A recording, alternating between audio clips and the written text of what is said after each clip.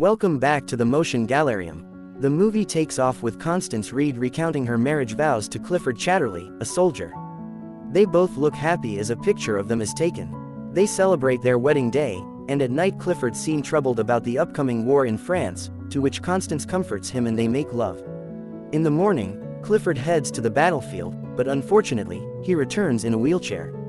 Him and Constance move into Clifford's family castle, and Clifford informs Constance that he's planning to expand a short story he wrote in Cambridge into a fully fledged novel, and jokingly asks Constance to be his editor. Soon after, we see Constance helping Clifford change his clothes and they both fall on the bed.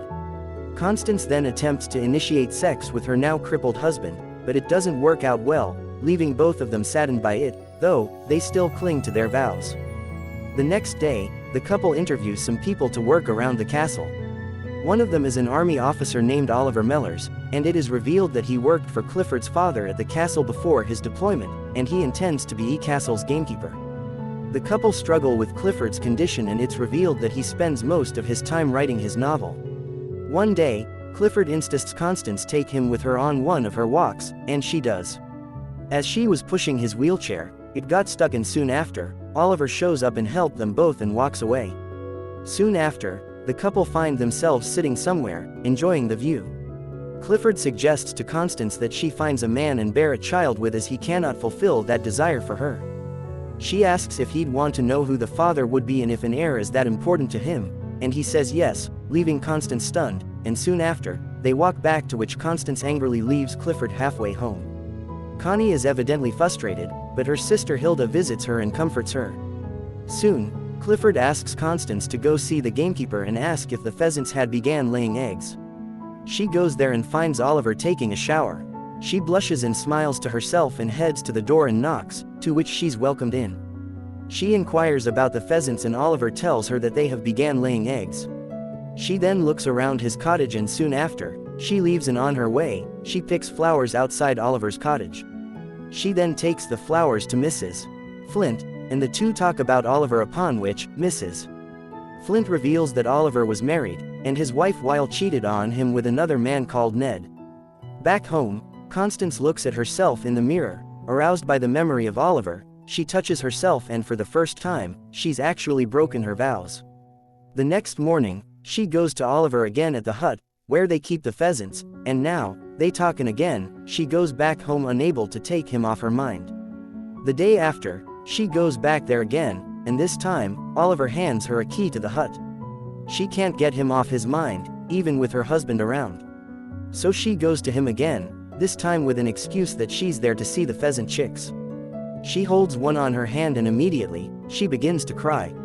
He comforts her, she holds him. He's gentle and kind, she can't let go. One thing led to another, and the two have sex and after, he walks her home.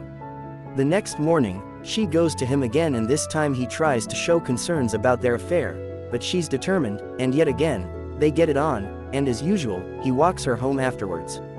Soon, it becomes a habit for the two lovers to take chances and sleep together, and again, Oliver has to walk her home. He has to endure seeing the love of his life walk away to another man. They keep the affair going, secretly. Moment after moment, the two fall deeper for each other. Days pass, rumors start flying that Constance might be pregnant. The rumors reach Clifford, who had no clue. He asks her about them, but she vaguely responds, telling him that she has a plan in motion. Nonetheless, Clifford is happy as there will soon have an heir, although he worries if she will still come back to him after, so he tells her to keep the lover's name secret, even to himself. Little does he know that she's been snooping around behind his back with the gamekeeper, but then, could she be blamed for it? At one instance, Clifford and Connie were taking a walk, and along passes Oliver. The motorized wheelchair Clifford was using failed to climb an elevation, and Oliver jumped in to help push the man, and as they did, Constance kissed Oliver behind Clifford's back and immediately, Oliver walks away. This leaves Constance angry, prompting a passive-aggressive act to her husband, in defense of Oliver. Later, she goes back to Oliver and tells him that she's ready to leave Clifford Abid be with him, and that everything that happened between them was real. So she takes her clothes off, and runs into the rain where they run ecstatic. Back home, Clifford is frustrated over the fact that she's been gone a long time. The housemaid volunteers to go see her at the hut, and finds her with Oliver, wet from the rain. She finally gets home to a very concerned husband, and simply gives him the attitude and walks up the stairs. Soon after, her sister Hilda visits her, and she excitedly tells her about Oliver and how much she loves him, leaving Hilda surprised. Hilda then insists that she take her to him, and she does, to which Hilda forbids the relationship on the ground that, once Clifford finds out, he will immediately fire Oliver from his job as a gamekeeper, and Oliver wouldn't be able to take care of her, and she storms off after informing her that she will be coming with her to Venice. In the morning, they are startled by a loud knock on the door, and when Oliver goes to investigate, he finds out it's actually his ex-wife's husband, Ned, there to inform him about a marriage settlement. He then angrily chases him away. Later, Connie wakes up and finally heads to Venice with her sister Hilda, where she meets Hilda's husband and tells them she's in love with another man. Back at Oliver's cottage, Ned goes inside when Oliver isn't home and looks around for anything valuable. As he snoops around, he finds Constance's book, so he finally realizes the affair between Oliver and Connie.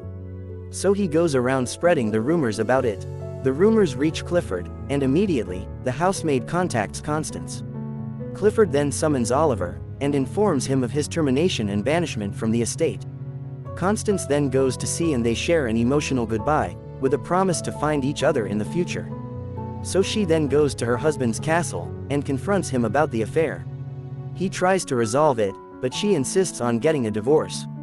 He angrily tells her that he would never give her one, let alone anything else, and she leaves. She goes back to her sister in Venice, and the rumors of her leaving her husband sprout quickly.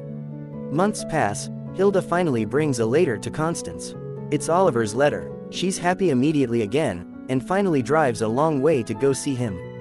She reaches where Oliver currently lives, and look for him. She calls for him, and as she walk around looking, he comes from behind her and hugs her.